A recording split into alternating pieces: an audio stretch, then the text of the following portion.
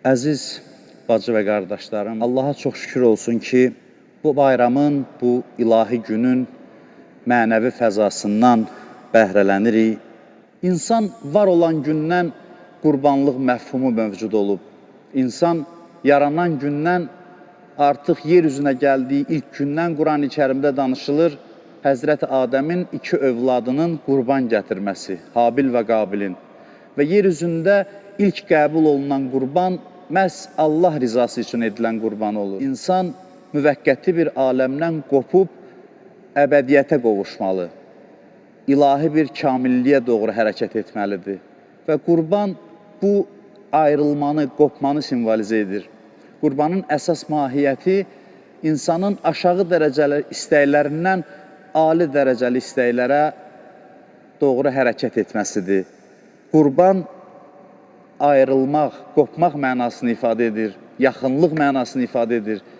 İnsan kamilliyə yaxınlaşmaq üçün ötəri hisslərdən, ehtiraslardan azad olmalıdır.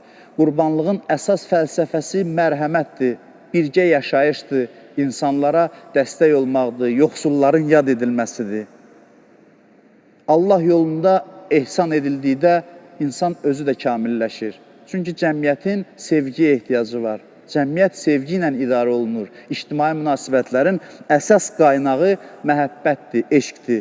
Qurban həm də həcc ayinidir və həcc məlum olduğu kimi birlik ayinidir, vəhdət ayinidir. Müxtəlif millətlərdən olan, müxtəlif ictimai mövqeyə sahib olan insanlar Kəbə ətrafına təvaf edir, Allah evinin başına dolanır və öz birliklərini nümayiş etdirirlər.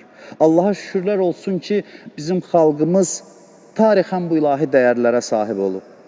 Son hadisələr erməni təcavüzü nəticəsində fədakarcasına şəhid olan vətən övladlarının anım mərasimləri bunu bir daha sübut elədi.